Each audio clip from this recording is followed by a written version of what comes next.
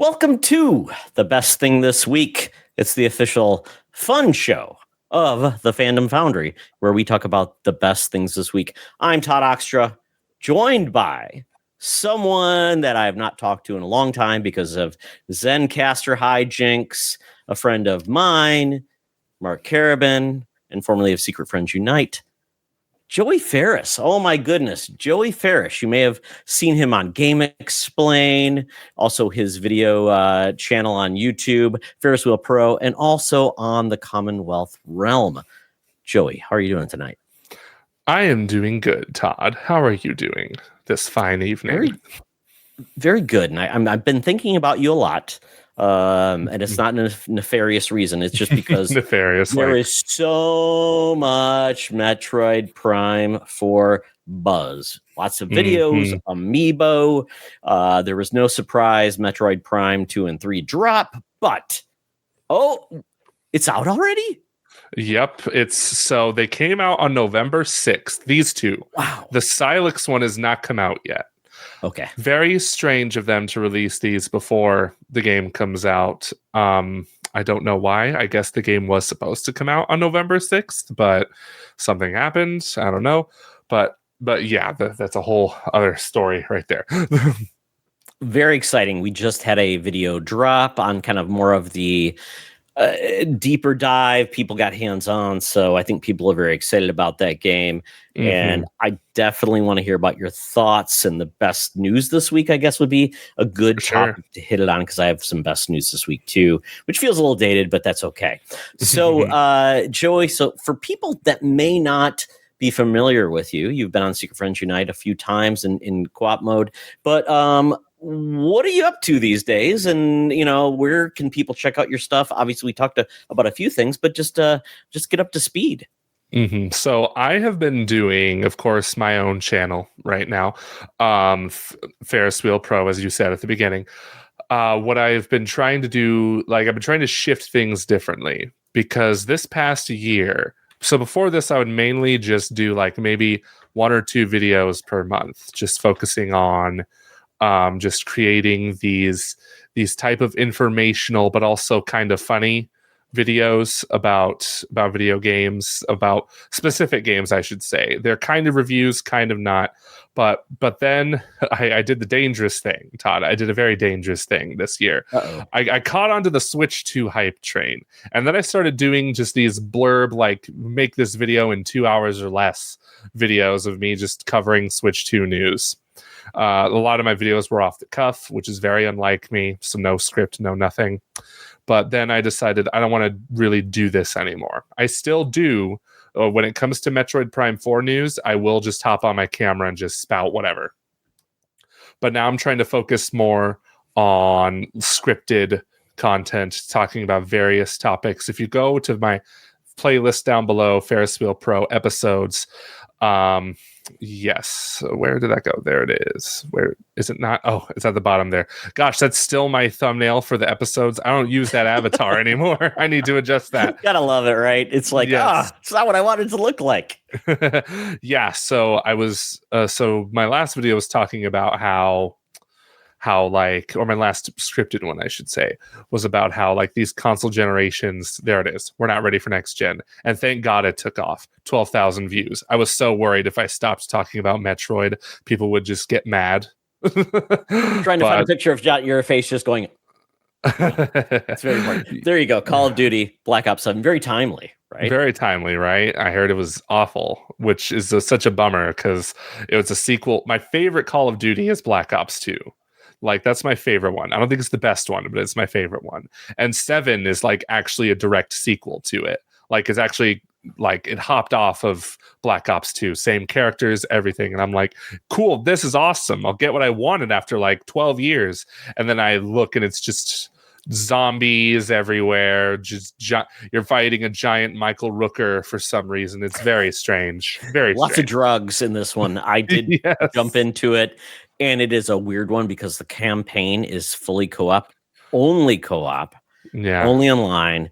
And they said, you can play without other people, but then you're just solo. There's no AI bots. So it's like, that seems fair, because I'm sure they'll make it great. So, it's very weird, because I've played most of the campaigns, and I even don't know what's going on. And you've got like these drugs where it feels like you're taking on weird like aliens, but it's very odd. Feels like a Far Cry where they always add in the drugs to Yes. so it's a very weird thing for Black Ops. I've not touched on the zombies yet, but I don't even touch on the multiplayer. So yeah. So are you? I mean, I know the whole thing was supposed to be Nintendo as a deal because we're going to do all these great deals because of the Activision acquisition. There'll be Call of Duty on the Switch. That hasn't happened yet. Nope. And maybe that's a good thing. It didn't start with Black Ops 7.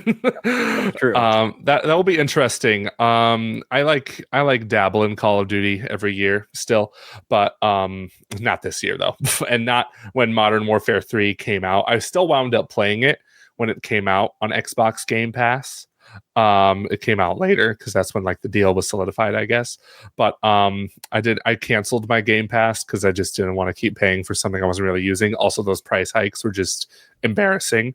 So I've just completely skipped Black Ops 7, and I don't think I'll get into it either because apparently there's AI generated art in there too, which is already just gives me the ick.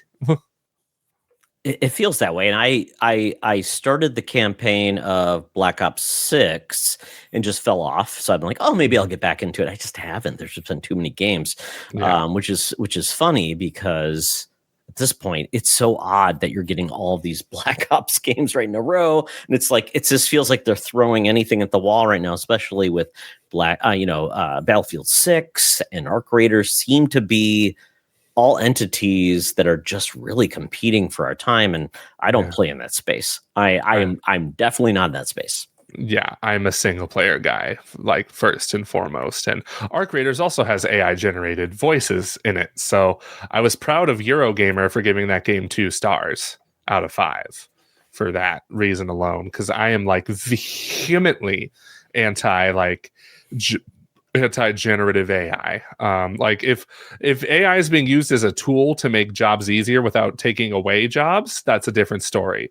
But if you're talking about generative AI that not only like takes away jobs and is like a copyright nightmare and just so many laws being broken, it's so bad for the environment. These data centers, they just eat up all the clean water in the area. They drive up people's electricity bills, and it's just like this feels like a crime against humanity for so many reasons.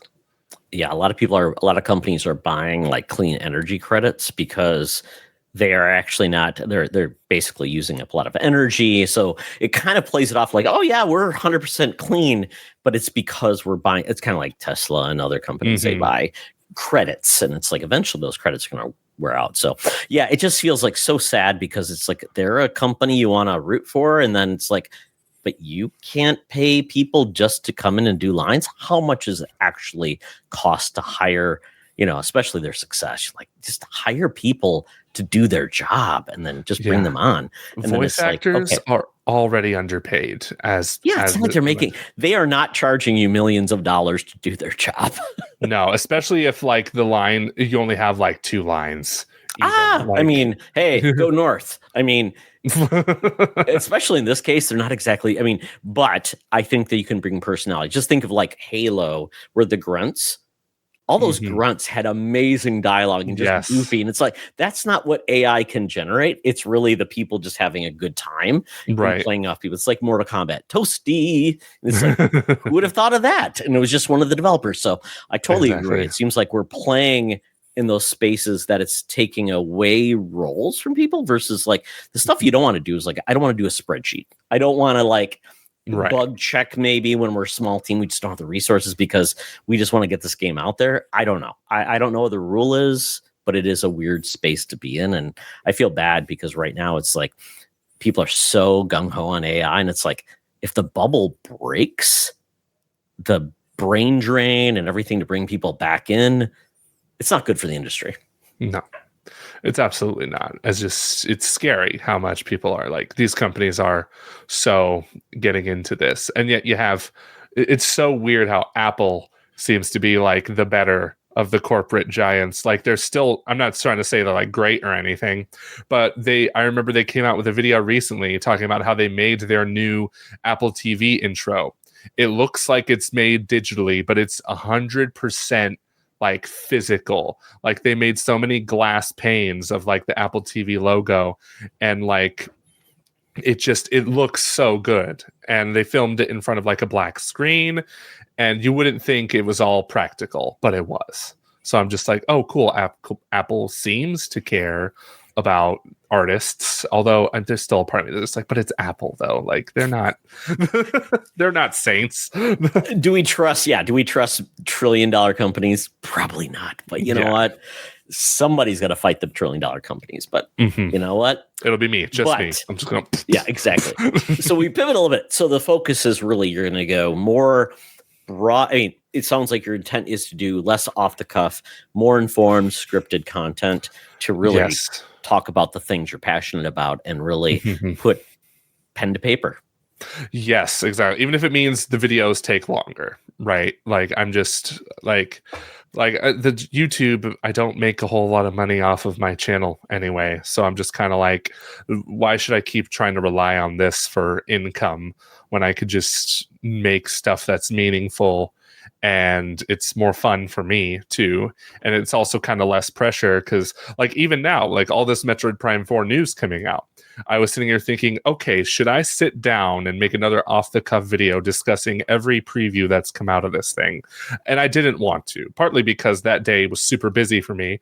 I have 2 kids. Like it's not hard. It's not easy making content when you have little kids running around and being the cutest things in the entire world. But I'm already talking to Conrad right now because we're now ramping up our Metroid Prime 4 coverage on his channel. So I decided, okay, that'll be like my outlet now for like more scripted Metroid content up until the release of that game. And I just know, like this game, I don't know. I also want to ask you this, Todd, because to me, Prime 4 is like, that's like the ultimate, I will never be as hyped for another game ever as this. Like even Metroid Prime 5, if that ever comes to be, I still don't think I'll ever be as hyped for that game as I was for Prime 4. Cause like for one, like the Prime games are like just my favorite games of all time. Prime 3 came out 2007. That's why I'm like, Metroid Prime. I mean 3. I mean just that kind of ended in the Wii era. I mean, really, right? It did. So this is the first Metroid Prime game we're getting, not even just in HD on Switch, let alone 4K. Like Dread was the first HD Metroid game, but that's besides the point. Then Prime 3 had a massive cliffhanger at the end. We didn't know if that story was going to continue. And then but the most frustrating part comes in 2017 when it gets officially announced. 3 months into the Switch 1's life. 3 months, Switch 1. Remember that. A brand new console comes out and they promise Metroid Prime 4 is coming to it in its lifetime. And then 8 years later, it's still not out yet, but it's about to come out in less than 2 weeks as of recording this, or less than 3 weeks, I should say. So yeah, just imagine me like in those like years of not knowing what this game even looked like. Like we didn't see this game because it got restarted in 2019 and we wouldn't see it until 2024. Like see what it looks like. And I just don't see any other game like matching that hype level for me. So I kind of want to ask you, Todd, was there a game like that for you at any point in your life? Or is there even? That's a good question because I've got one that's just dumb. That I just will say because I don't know if that's ever gonna happen. And that's Beyond Good and Evil 2. Oh, I love Beyond Good and Evil, and the fact that it's turned into this like homunculus, this thing where it was like going to be like people were going to make content for it and they're going to use it, and then it's like Ubisoft is going through these things, and then we see a video and it's like looks nothing at all like the game, but it's still like might come out. And that game was released on what? The GameCube and PS2 era. Yeah, like 2005, I think.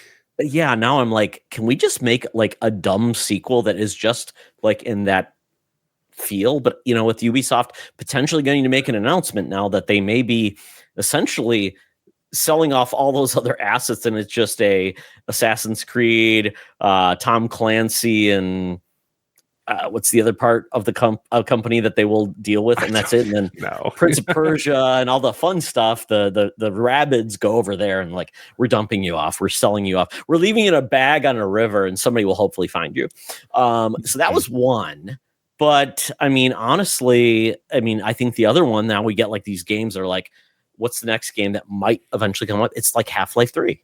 Yeah. So that's the game. And now we're hearing with all these Valve announcements, people are like, well, why would they do this without a game to launch it with? And now everybody's got a fervor for Half-Life 3 and with Half-Life Alyx. So, I mean, that would probably be me, Half-Life 3. Yeah. And it's like, and Gabe's sitting on a mega yacht. He just bought a yacht company. And it's like, I don't even know if he cares to do anything, but he's like, hey, I'm going to buy this team that made all these narrative games. Now they're going to come in. They're very passionate and they can just do whatever they want. Apparently there's a lot. I can't remember the team that's doing it. They're the ones who did Firewatch, right? I forgot their name. That's right. Yep. Mm-hmm. And then they bought them and they're like, oh, we're going to do that. And then like, oh, this game we're going to work on is kind of like off the side. But I'm like, why else would you bring a company on like that is big on narrative and all these things? So we're being teased. Yes. And maybe I'm just a fool, but we've had all these cool things. And I'm like, I cannot wait. Alyx did very well. People loved it, but obviously it's stuck on VR. Never came to PlayStation VR 2. I still played it. I still played it on my PSVR 2. I hooked it up to my PC. Nice. Because they released it. Yes. I still want to finish it on. I got the Quest 3S. My son stole it. He's at college, so I eventually will do that. But yeah, that's probably my game. So, but I mean, to your point, I totally get it. It's like there's very few of these. Will they ever release? And at this point, I'm happy some of these are going to be laid to bed versus just left out there. My other one would be like something Nintendo to do something with Eternal Darkness. That's probably my other that's a good wish list item. And yeah, Todd, I'm fully huffing that Half-Life 3 hopium right now too. Like just the fact if it was announced like around the time Prime 4 came out, it'd be like, cool, welcome back 2007. Like that's just that's just so the 2000s are alive and I love it. I'll eat it all up. It's because like there's just so many like not even just rumors but like straight up data leaks that have happened that are pointing to it happening very soon, like not releasing but it being announced very soon, possibly even this week as we speak right now. We're recording this on Sunday. I don't know when these usually go up, but yeah, that would be just I'm very excited. That's the thing. I haven't played Half-Life. I didn't play any of the Half-Life games until last year. So, so I'm not as knee deep in the hype as like longtime Half-Life fans are. Like I played that's a lie. I played Half-Life 1, aka Black Mesa, like a year and a half ago. Okay. I've always started Half-Life 1, but I just never finish it. It's just there's something about it that didn't click with me very much. But then I finally beat it with Black Mesa, the fan-made remake. Then last year I jumped into Half-Life 2 finally and its episodes, and I'm like, oh my God, these games have aged like a fine wine. Like the art style in it's completely unmatched. I've never seen another game like it. And the gameplay is just so refined, so tight. So like the animations look stiff still, but it's just like that's part of the charm to me. It just looks so good. Like if Half-Life 3 has like more natural animations, I'm going to be like, this doesn't look right, but it's fine. And then Half-Life Alyx came out and that was cool too. I was like, this is rad. This is what, because it was a cool peek into like here's what Half-Life looks like in the present day. Like it was just super cool looking, and not to like get into too many. Oh, you haven't played it yet, so I'm not going to say anything else. Well, it's amazing because it's like Valve is very encouraging of other people. Like Black Mesa is not theirs, but they're like, oh, you want to do this? We encourage you. Great, do that. And then they've done the RTX advancement on Half-Life 2 and the episodes, and obviously Half-Life Alyx. So it's like they're bringing the game along in a way that people can still play it and it looks great versus like other games where it's like, yeah, you could play it. It's not going to look great. Like until they have the Oblivion remaster, you can still play the old Oblivion and people are trying to like do mods and things like that. So I do appreciate that we're bringing these great games along to a modern way to new audiences, which is great. So, but yeah, I mean, to put a bow on this, I'm glad that we have companies like Valve. They're like, until we have a reason to do this, we're just going to leave it there. They're not rushing it out. They're not like, we got to do this because we have shareholders. Valve doesn't. Yeah. Gabe, please stay healthy, because I don't know what happens to Valve when Gabe goes on to whatever, whatever he does, because I mean, he's such a singular vision that he's like, I could go public, but I didn't want to, because I want to do what I want to do. I want to do crazy, weird stuff, and it's fun. So yeah, I mean, totally. I don't know how hands-on Gabe is anymore with stuff. I gotta imagine he's more behind the scenes, kind of. Not behind the scenes, just like whatever his passions lie into. He's like, I'm going to buy this yacht company, and then I like this thing. Yeah, exactly. Oh, okay, cool. Well, Joey, that was kind of a weird one, because we got into like just the thing, but that is very exciting. Metroid Prime 4, that's like the top game I'm looking forward to now. Very cool. Yeah, the people are watching this game. It's so unique, different. We've got a motorcycle within Metroid, which is so crazy. I love it. And then we've also got a weird sidekick now in the game, which is very odd. But you know what? Metal Gear had Otacon, so maybe that's okay. Exactly. Yeah, I remember hearing about that sidekick. And we use sidekick like a little too broadly, because he's not with you the entire game. Yes. He was only with the people who previewed it. He was only there for like maybe 15 minutes out of their 90-minute demo. So not very long at all. And the reactions were like, oh no, Metroid is doomed, Prime is doomed, because there's a talking sidekick that's annoying, and isolation is a thing that we love about Metroid Prime, and it's not here anymore. And I'm just kind of like, can we not? With the doom and the gloom, I feel like people were trying to write off this game from the second it was re-revealed, and it's so annoying. It's just like, come on, guys. It's not. I literally, before recording, just watched the entirety of VGC's preview demo. They have 20 minutes of it, and all I got from it was, this looks like a Metroid Prime game, 10 out of 10. Like, seriously. Like, even when that guy was just chatting up saying, Samus, you should look this way. Samus, is there a door that, did you just use missiles? He's right behind me, isn't he? Cringe dialogue. Super cringe. Nobody's denying that. But I'm just like, this really doesn't feel like it's going to be that intrusive to the experience. Like, I would have preferred if Metroid Prime 4 was more isolated. I totally would have preferred that. But also, like, it looks like from the very beginning, because the opening of the game is Samus in a war zone, pretty much. And that's kind of like, okay, that's going to set the tone for the rest of the game. This is more like, it's a continuation of Metroid Prime 3, where almost the exact same things happen. So I'm just like accepting that that's where we're going. And as long as the gameplay loop is the same as it is in the other Metroid Prime games, which it looks like it is, find item, use item to open door, like Metroidvania style gameplay, Metroid style gameplay, then it's going to be great for me. Well worth the wait. Absolutely. And a lot of people, though, this will be their first Metroid game. So you may need some people brought along for the ride, because this will be their biggest audience ever, quite honestly, to play a console level Metroid. So, let's not undercut it. We've had some weird missteps with Metroid, with Federation Force and Other M. So this is a great entry point for Metroid. And if you're into the dreads of side-scrolling, first-person adventure, let's go. Folks, I think this is the best chance we get for Metroid to really find a new audience. And I think it's good. The olds are on Switch. The olds are on Switch too, and so are the kids. So I'm all in. I'm all in. Totally. So with that, my best thing this week in the world of news is we are getting a Miss Piggy movie. Let's go. What world are we in where the Muppets, I feel like, have been so misunderstood, kind of laid to waste with Disney? Their theater at Disney World Parks is going away, but now they're taking over the Aerosmith roller coaster ride, and now you get to ride a roller coaster with the Muppets. Kind of crazy. Apparently, we're getting a Muppet Show special with Sabrina Carpenter. I'm all in on the Muppets. I mean, the Muppets mean a lot to me. They mean a lot to my wife. I'm all in. And the fact that we're getting a Miss Piggy Muppet movie, and I'm just going to see if they can get the article up, because at this point, it's a weird one, because the people behind this are really going all in. So here we go. I'm bringing up the article. I'll just share it on the screen so we can all see it at the same time, because it's real. I don't want it to be like fake. Oh, I got to allow ads. Thank you. Or yes, whatever. I'll turn off my ad blocker. Thank you, folks. This is in real time. This is how it works. Yep. Variety. There you go.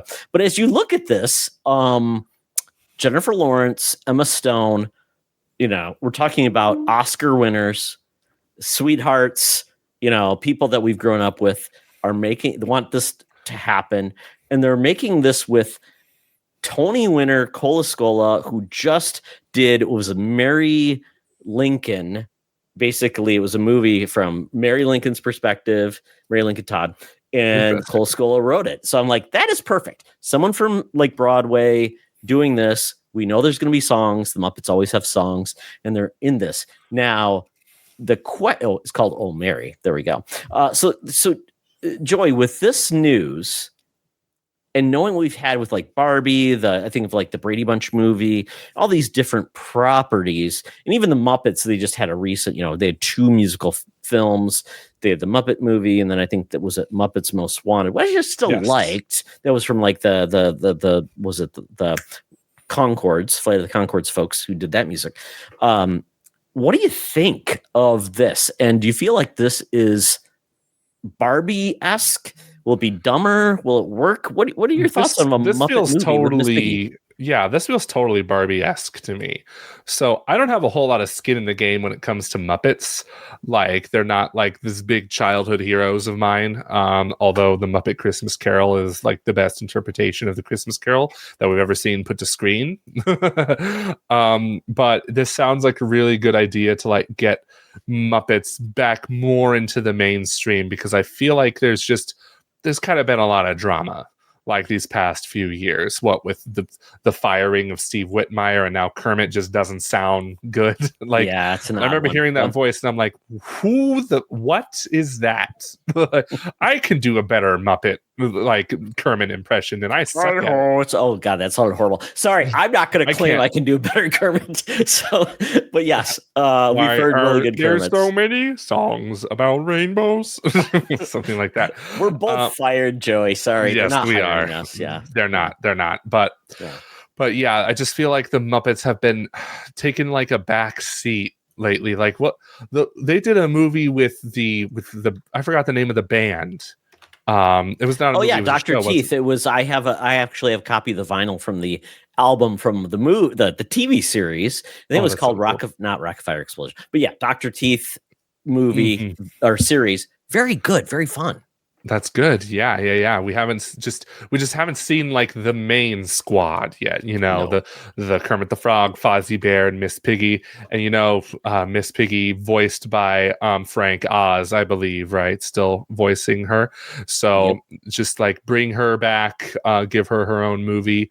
I know they've been shying away from like showing Kermit, because that voice just does not sound good. I watched a bit of the Haunted Mansion one from a few years back. That was very good. I really enjoyed that. That's good. Yeah, I haven't finished it though. Like, so maybe I should have done that this Halloween, maybe next Halloween.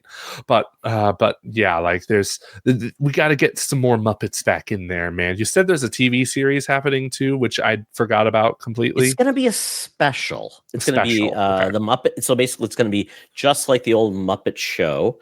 And it's going to be a special. Sabrina Carpenter apparently is all in on this. She's going to be the guest. And I don't know if that's more of a pilot to see if this has traction. But they also did a Muppet Show revival. I want to say it was like the early the camera went out. 2000s. And it was like Garth Brooks was a guest star. I thought it was still good, because I think they just said, hey, let's do what works. And it didn't do that great, but I think it's still on Disney Plus if you'll watch it. So, and then they did that weird like sitcom with the Muppets where they had like Muppets dating people, which just seemed really weird.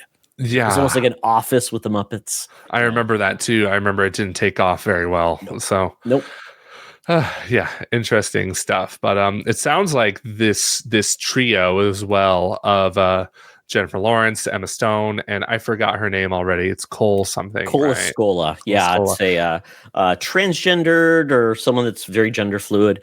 It was the star of Mary, Oh Mary, and then also wrote it. So I love the fact that Broadway sensibility is coming into these things, because that is very much what the Muppets are. Very over the top, very musical, like the histrionics of them. It just makes sense. They're goofy animals and they just act crazy. Miss Piggy chops people. Yes. Hiya! Exactly. And no one complains. No one complains. It's perfect. It's the perfect formula. She's perfect to have her own movie for sure. She has the star power, baby, right? And Frank Oz still does the voice immaculately. So protect we love Frank Oz. Oh my God, protect Frank. Like if I see a photo of him, John Williams, and like some other, there's like a collection of old guys I get nervous to see photos of when I'm scrolling on my phone. Oh, especially Michael Caine. Michael Caine at this point, yeah, he's still making movies. Oh my God, he's in The Last Witch Hunter 2. He turned. Yes, I can't believe they're making a sequel to that movie, for one. But two, Vin Diesel's back, baby. Yes, Michael Caine's in it. He's not in Christopher Nolan's The Odyssey, but he's in The Last Witch Hunter 2. What does he see in that movie? Well, this is potentially his last movie, because I could have sworn that man retired. You know, it's kind of like a lot of other actors. You know, they retire, you never see them again. But yeah, Michael Caine, I'm sticking it out until I'm in the ground, baby. Yes, Master Wayne. I love it. Well, if this happens, I'll be very happy. If it doesn't, then I'll be like, hey, at least someone was talking about the Muppets. I'll give them credit. The Muppets will always be around in some capacity. Yes. So from something that is exciting in the news to something that hit our palates in our stomach, and that is the best things we ate. So, Joey, I love hearing what people love to eat and where they should find these things to eat. So tell me what the best thing you ate was. All right.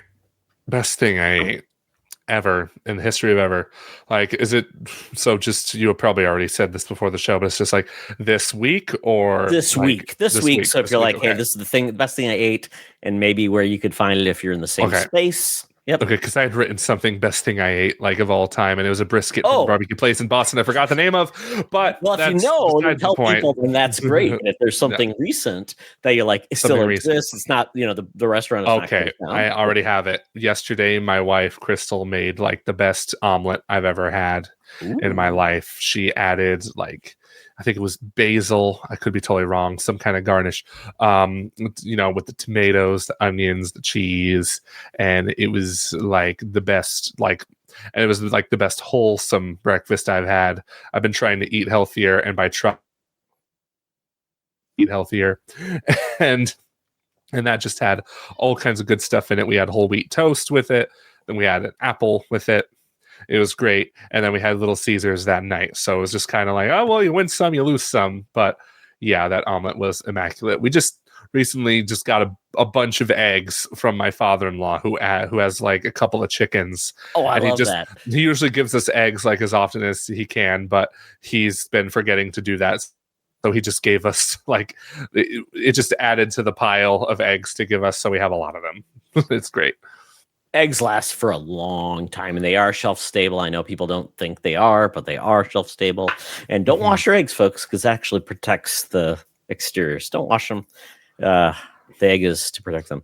I love eggs. I typically make breakfast on the weekends. Omelets are amazing if you do them well. I always get them a little bit funky. But yeah, I love the fact that your wife's all in on the omelet. It's a big fan. Do the kids like the omelet? She just made scrambled eggs for my son. The baby, the daughter in our family, she doesn't eat solid. Well, she does, but it's not eggs yet. Close. No eggs yet. Common though, right? Where it's just in the hands and in the face. Eventually, yeah. We we've been slowly adjusting to the solid foods right now. So yeah, it's just right now it's the smashed peas and like the rice cereal and stuff. Oh, yeah. So no eggs yet. My son, when he was really little, he had an egg allergy, but it wasn't exactly an allergy. It was like anytime the egg or particles of an egg would touch his skin, the skin would get red. Although he didn't seem to be there was no discomfort, it appeared, though. Got it. Very strange phenomenon. It's a thing that happens. I forgot what it's called. Well, that's very true. I mean, I remember when I was a kid, I got allergy shots because I had a lot of allergies, and it truly is. How does your skin react? That's the first thing. How does your skin react to anything? Run something on your skin and see if you get a little red, and that's the first way. So even though you eat it, and it's like I have certain allergies still to this day, like apples. I love eating apples, but I will get like numb tongue, and it's very uncomfortable. So it's I'm like, totally worth it. It's so good. Exactly. Yeah, I remember the first time I had kiwi. I'm like, I like this, but why is my tongue numb and I can't talk? So yes, I'm an odd guy with some weird allergies, but they won't kill me. But I also have a lot of family members who have really weird allergies too. But that's good to know. And I've heard that now they're just like tossing everything at kids, like, hey, let's see what happens. So I'm like, I don't know. Yeah, it is weird. But awesome with that. So I will share mine, and I will actually put the restaurant up. So I'm a veteran. And every Veterans Day, there's like restaurants that support that. So a local place that we love, Porter Creek Grill, they do this whole thing. It's like, oh, veterans get an entree and a dessert for free. And they're like, I'm like, oh, are they going to check our ID? So I have it on my ID and I share it. Like, no, don't tell us. Don't tell us. I'm like, I don't want to be like the guy that just pretends. And so they're still cool. So it was amazing. Great food, great staff. Loved it. My wife got a really good Arctic char. She has a gluten sensitivity, so she has to be very careful. But she got this really amazing Arctic char fish. It's awesome. I got this amazing, and I have to look it up just to make sure I'm on the right track. It was and I'm sharing my screen now, so I'm giving away all the secrets. It was a braised short rib, golden, and then we had it was amazing. It was so soft. It was almost like it was almost like pot roast, but without the pot roast stuff. It was just melt in your mouth, wonderful, with potatoes and like crispy onions, wonderful. But then we also had the fried goat cheese with golden beets. And I know people are like, oh, it's gross, but with the balsamic vinaigrette, really good. It's one of our favorites. My wife, once again, she was a trooper. She's like, I will eat this coated goat cheese, even though it will probably gluten me, but I love it so much. So we had a great time. We did pay for the appetizers and our drinks, and it was really nice. And I tipped very well because I'm like, hey, that would have cost us $100. We got out of there at like 40 with the tip. So I'm like, hey, right. Good deal. I appreciate people who help veterans. So thank you so much. Great food. Loved it so much. So that is my best thing that I ate. Very nice. So we live in like separate parts of the world. So I don't know. Yes, I'm in Minnesota. The twins, south of the Twin Cities, about 20 miles. So that is very close. So there's a couple of these but it's not like a chain. It is really just someone who owns two of them, and they're in two different towns. But and what was this place called again? Porter Creek Grill. Porter Creek Grill. Porter Creek Grill. It's a great place. It's one of the rarities we have where it's not a chain, so it's very nice. Cool space. Wonderful. Always good service. Totally respectable place. If you're in the Minnesota area, check out Porter Creek Grill. It only shows me 2 locations, and they're in Minnesota on separate. Absolutely, yeah. It's a Minnesota thing. Yeah. Okay, just make sure. Well, if you're out in Minnesota, Joey, by all means, stop there. So with that, we pivot to, let's see. Do you have anything best things this week? Because I have a couple things out there, but what were your best things? Watch, read, saw, listened. Yes. So the best thing we watched this week, me and my wife. So we did watch 2 things, but one of them was a rewatch. So part of me is like, I'll give you something new and something old. Something new we watched that we hadn't seen before was K-pop Demon Hunters. Good job. Yes, finally, right? Just been putting that off forever. We decided to turn it on one night, and I thought it was good. It was a very good movie. It wasn't something I fell in love with per se, like the rest of the world has. But I still thought it was just beautifully animated. Like the music was a bop. The music was a bop. You know this, Todd. Oh. It's everywhere you listen to it, and the other one's Soda Pop, and so many good songs. Yeah, Golden's a bit overplayed for my tastes, but that was the first time I heard Soda Pop, and I'm like, oh yes, I'm gonna drink some of Soda Pop right now, actually, because I got my Soda Pop. Absolutely, yes. Yeah, and that finale was like immaculate. Like it was just so immaculately choreographed and just epic in all kinds of ways. And the story as well. I'm not going to get too into it in case nobody has seen it yet, but yeah, it was a really extremely well-made movie. I only wish that they touched upon some story elements that were just kind of like just left like the situation with the main characters, like parents. Like I would have loved to know more about that story because that's like a pretty crazy story on its own. Yep. But yeah, like there's room for that in the sequel, which I'm pretty sure they confirmed that there's a sequel being made already. Apparently 2029, which kind of sucks, but I totally get it. Take your time. Yeah. It's because they're working on Spider-Verse also, which is 2027. Yes. So yeah, it helps. And that's the amazing thing, I think, with Sony Animation. I think they've really nailed so many of their projects, which is great. This is Sony Animation. We've got that. Obviously, what Sony does with other things is questionable, especially in the Marvel space. But the animation has been really good. And I love the fact that they did this show. And anybody who's not listening or watching on TV, they did so many of the cool tropes of anime, but put it in obviously this new animation format, which is great. So you get like so you get so many fun aspects of it. I loved it. The sound, it's great. And I love that the stars are being elevated too. Just their own, like the counterparts of their humans are now getting elevated, which is great too.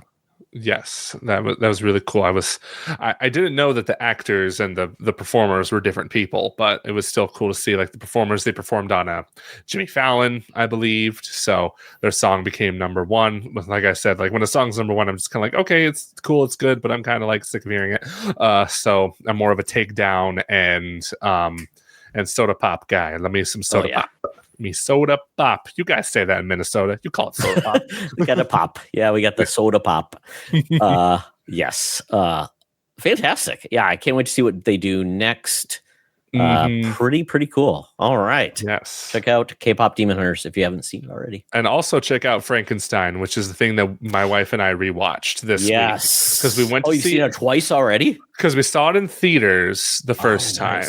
Yeah, we had to see it in theaters because my wife loves Mary Shelley's Frankenstein. Like, if you guys have not, like the book Frankenstein and like the many interpretations of like Frankenstein and various media, very different. Like the monster doesn't go, no, the monster is articulate. He talks. He's a very complex character.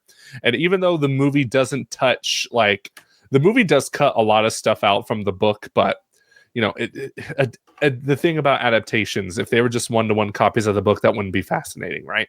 They changed like some characters' relationships. They did tone down like the creatures' like brutishness a bit. The themes were a bit heavy-handed, but Del Toro, master Gothic filmmaker, he's a master of that genre, of that style. If you've seen Crimson Peak, The Shape of Water, you already know like Frankenstein was his passion. He did his passion projects back to back with Netflix because he did Pinocchio a few years back, and then he did this, and he just did an immaculate job with both films. Like this, Frankenstein was not perfect, but it was still just like my wife came out of the theater crying because she was so happy that they did the story like the way she wanted it to be told, like in movie form, because we haven't really gotten like a literal like Frankenstein movie that even attempts to adapt the original Mary Shelley novel. I think Kenneth Branagh did that in the early 90s to some mixed reception, but this movie right here is a great like adaptation of that story. That's amazing, and I do need to watch this. It's just like Okay, when can I watch this? I need to watch it. It makes time. Make sure I get my wife on board because she is a Guillermo del Toro fan. We had I don't know if you've seen this before, but Guillermo del Toro has done like he moves his collection around to different places, and they had one in Minneapolis. It was amazing. It was just awesome to see all of his artifacts and what he did, and his different movies, and he has all of these audiovisual things that happen with it. Absolutely love it. And this is another prop to get you to come to Minneapolis. We have a museum called the Bakken, and it is actually about technology and electricity because it is founded by the guy who actually created the pacemaker. Oh, wow. And because of that, he actually donated his house, this amazing place. And within it, there is a really cool permanent exhibit about Mary Shelley and Frankenstein. It has a 10-minute long theater. It's like a very small theater. We're talking like 20 people can fit in it.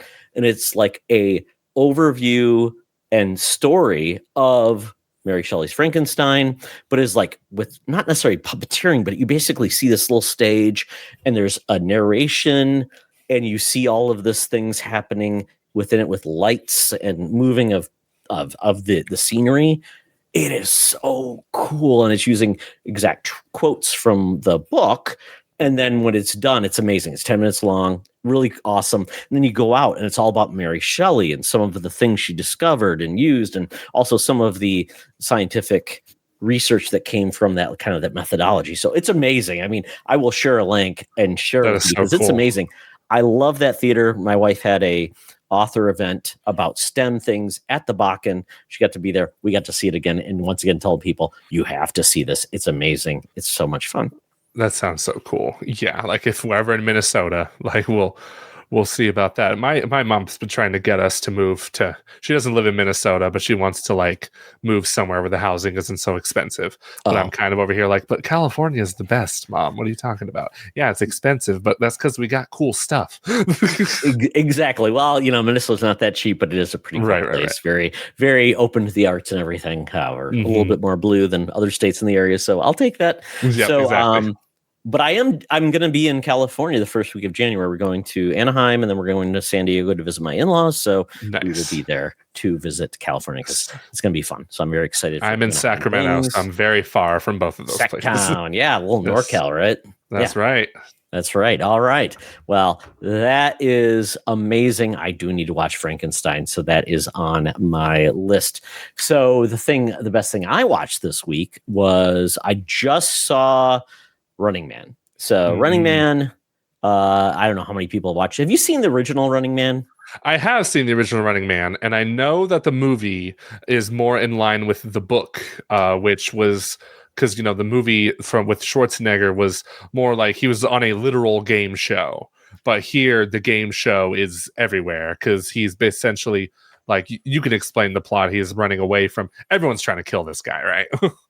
Yeah, it's much more like a reality show in regards to Survivor, but he is surviving in the wilds of the country. And this is a situation where, yes, the Arnold Schwarzenegger movie felt more like a WWF, like the characters there were like, I've got electricity and I do this, and Jesse the Body Ventura's in it and Richard Dawson. And it's very much like he was set up and put into this game show and very fun movie at the time. But this one is much more like this world that everyone is living in is a crap show and people are poor. And one of the ways people can make money is just essentially sign up to be in a game show, and you can sign up, but you don't necessarily know what game show you're going to be part of. So you could be like one that's like, you're on a hamster wheel and answering questions, and if you don't get it, it goes faster. It's very fun. So that is what Glenn Powell is in this movie. Basically, he has been a worker who has done his best to help out his coworkers, but then eventually always gets fired for insubordination, basically speaking up for his coworkers. It's not gone well. He's kind of at the end of his rope. He has a sick child. His wife works at essentially a nightclub where she can get tips, but she doesn't want to get tips in the worst way. So he's kind of trying to help his family. And it's a very much in a world where there's the downtrodden, and then if you can go into the area of like the network, it's almost like two worlds. You walk in there, now you're in this area where it's very much the rich people, and then you go to the network, and then you audition, which is basically work out, you do these things, can you survive and go there. So it's very much yes, Glenn Powell gets brought in, he's doing Glenn Powell the best he can. It's the interesting thing is this is by Edgar Wright. Right. So I'm a huge Edgar Wright fan. The guy who has, been part of the Cornetto trilogy. Mm-hmm. He also did Baby Driver. Then he did Last Night at Soho. And I've loved the fact that he's been able to always pin music together with what he's done. He gets actors he likes. He was also supposed to make the Ant-Man movie, which a lot of his ideas got pawned off to somebody else because he's like, I don't work with big Hollywood. And this movie is interesting because I can see his thumbprint on it, but I felt like this definitely felt like there was a lot of Hollywoodization of his vision, and it kind of got constrained. I enjoyed it, but I felt like it definitely felt a little bit muddied and did some things I was hoping it would have done better. There were some actors I wished kind of showed up again. But I did enjoy it. There was a lot of cool cameos, very interesting takes on some really cool action sequences. But once again, the logic of the world and the rules kind of sometimes felt like this is more for the plot than it really was servicing the movie as a whole. Mm-hmm. Highly enjoyable, great popcorn film. You walk away, it's like, oh, very cool. And this is one of my favorite things in the world. There is no post-credits scene. Mm-hmm. Very nice. No Running Man 2, Fast and Furious, the two running two man. Maybe running too fast and falling. Maybe it's a walking man. I don't know. This is the kind of story. This is the kind of story you don't need a sequel to. Like, let's be honest. I don't think so. I don't think it would service anything. And there was one actor in this movie I didn't know who it was going to be, and when they revealed it, I'm like, oh, that's a very cool casting. Was it Lee Pace perchance? Oh yes, it was Lee Pace, because he's been in like the press tours, but he's the guy in the mask that we see. It's not exactly I wasn't a spoiler, expecting it. I thought it was actually going to be Kevin. I can't remember his name. He's been in a lot of things. He's a big dude, Kevin something or other. I thought it was going to be Kevin Durant. So yes, Kevin Durant. Kevin Durant. I thought it was going to be Kevin Durant. So I really thought it was because of his size and everything. But yeah, very cool. Right. Really fun cameo as well in a later part of the movie. So I just enjoyed it. I thought it was very good. I was just a little bit disappointed because I thought it was going to be that next level with Edgar Wright really bringing on his attention to detail, his connection to music. There was not a lot of music. There was some music in this. So, but yeah, I thought well done. That's true. Coleman Domingo was a very good choice for the host, and Josh Brolin did Josh Brolin stuff. So check it out. Does. Edgar Wright responded to me on Twitter once, and it was a highlight of my life. I love it. I would say I love the Cornetto trilogy, but I haven't seen the last one. I haven't seen The World's End yet. I know it's not as good. It's a mixed bag. It's still worth. I know it's still worth watching. There's Scott Pilgrim he did as well, and I know Michael Cera came back for this movie. Oh yes, very cool. The Baby Driver was good, but I feel like after a certain point, Edgar Wright's films have not done too much for me. Although I haven't seen Last Night in Soho, which that ties back to what I was saying. He responded to a tweet of mine.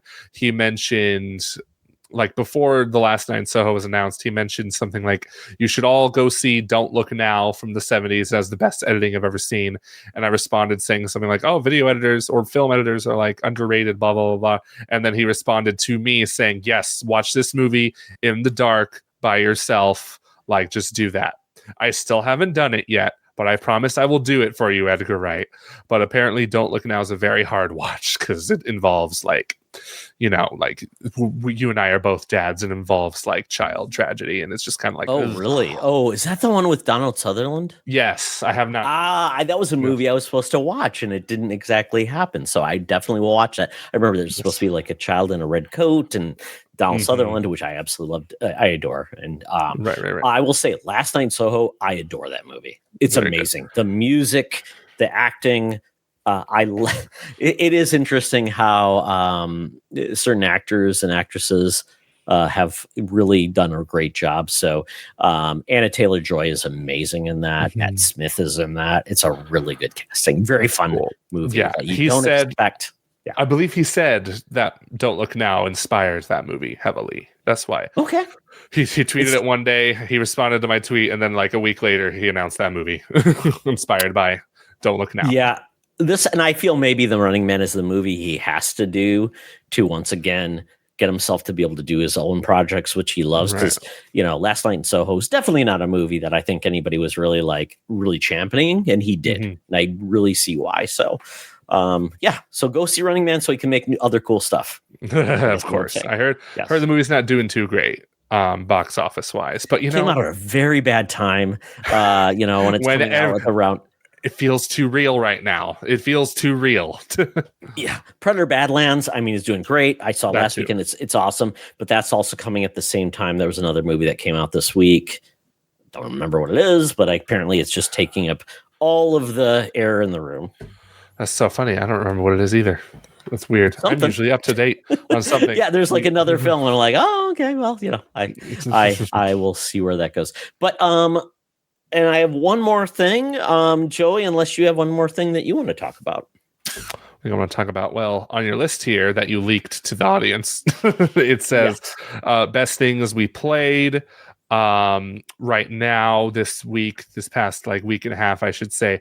I have been playing Metroid Prime 2 Echoes because that's currently on my trilogy playlist because I'm replaying the Metroid Prime trilogy before Prime 4. I originally was. How are you playing that? Because I mean, it's on what game? It's on Wii. It's on Wii. It's on GameCube, and I'm playing it on Wii. Dolphin, right? I don't bother with emulation. It just does not interest me in the slightest, and that makes people mad when I say that for some reason. So you're moding it up. I'm moding it up, and let me tell you, it sucks. Not the game. The game is great, but only because I got done playing Metroid Prime Remastered on my Switch too. I beat that thing in I beat it in 3 days. Because I don't I'm a dad. I don't play games 8 hours a day. Yes. But it was still convenient to have Metroid Prime on my Switch too, because whenever my son's occupied and everyone's occupied, I just boot it up on my Switch, play it for a bit, and go do dad stuff. I was able to do that, and I beat the game faster than I thought I would. But with Metroid Prime 2 on the Metroid Prime Trilogy disc, I have to turn on my Wii U. I have to go boot the system. Then I have to click on the disc that takes me to Wii mode, which takes me to the Wii menu. And then I boot up the game. The game has a menu, and I have to select Metroid Prime 2. And it's just does that fit? Does it support the game pad, or is it just no? You have to have the Wii modes, so I can't play the game portably unless I prop up my gamepad on the table, and I play with hunched over so you're playing on a 6-inch screen, 4-inch screen, whatever that was, and you're using it. Yeah. Oh wow, how can, and then you can't be too far away from the Wii console because it's not a toilet game because your connection will die. So right, exactly. So it's the game itself is good. It does solve some issues I had with Prime 1. Prime 1 I think is a masterpiece, but the backtracking in that game is hell on earth. But Prime 2 it's much more manageable. I was so happy when I was playing yesterday because I got the power bombs. And then I'm just okay, now I got to go all the way back to the Sanctuary Fortress. And then I found I found a door I never used before that I used the power bomb to open. And there was an elevator right to where I needed to go. And I'm thank God, I don't have to jump through more hoops. This is how you do backtracking. It's always fun until it's not. Yes, exactly. Well, that's amazing. I mean, I think so many people were hopeful that 2 and 3 would be coming to Switch because it's hey, we get people up to speed for this game comes out. Not happening, and it's kind of sad that it's kind of stuck where it is. And hopefully, even just now that GameCube. Well, actually, it's only a Wii game, so I'm wrong. Well, 2 is on GameCube. 3 is not. So maybe that comes to the Virtual Console or the NSO. Yeah, maybe? but the thing with that is that can't be the only way, because the controls, the tank controls on GameCube, people are gonna like not purists, but like, you know, classic Metroid fans like me won't mind. But, you know, little Timmy who just played Metroid Prime 4 and wants to play the other games, he's gonna feel those controls and nope out of there like right away. Yep. No, I get it. So maybe Nintendo will be like, oh, now that you've played those, here's 2 and 3, because we won't have a new Metroid game for years. So maybe it's late apology for everyone. Right. Exactly. That would be fine. I'd be fine with that. Very cool. Well, I won't talk about Call of Duty, but I will talk about, you know, I've been playing a lot of the same games. You know, I'm still going through Ghost of Yotei, but I want to get into that. But really, last thing I want to talk about is the best thing I did was, this is going back to my time at Twin Cities Con, which is amazing. If you're in Minneapolis, it's a great con. My wife actually got to meet Brendan Fraser and Oded Fair, got pictures with them. It was one of her favorite things. She loves the Mummy, so it was great. They were very nice. And it was so funny. She was very cordial and just shook their hands, and she could have hugged them because they were hugging other people. So I was like, you should have hugged them. But they were very nice. And I even said, thank you for being in the new Star Trek show, Oded Fair, because you're an amazing admiral. So he was very cool. He's like, oh, thank you so much. So very cool. Don't meet your heroes unless they're awesome people like Brendan Fraser and Oded Fair. But one of the things I did, and I'm actually wearing the shirt, epic rap battles of history. You've seen the videos on YouTube, but they actually tour, and they are amazing. It's the two hosts, and they are amazing. And it was funny because they're there. It was like Comic-Con, Twin Cities Con was over, and then they were there to perform. And the funny part about it was, I felt so bad for them because everything that could go wrong with them to perform went wrong. Oh no. Their DJ turntable, all their stuff, they bring in like the tracks from their MacBook, did not work. Like they didn't bring the right charger. So they started up and then it died. And they did this. So they were so amazing though, because they were like, we need to give you a great performance. So we're going to do some like just off the cuff rapping, freestyle. They did so much fun stuff to make everyone feel like, hey, things aren't working, but we're going to make you feel great. They were hilarious. They did a lot of riffing. So there's 2 guys that are behind this whole thing. They were amazing when they finally got started. They did a number of songs, very much like Weird Al. They did costume changes, which was great.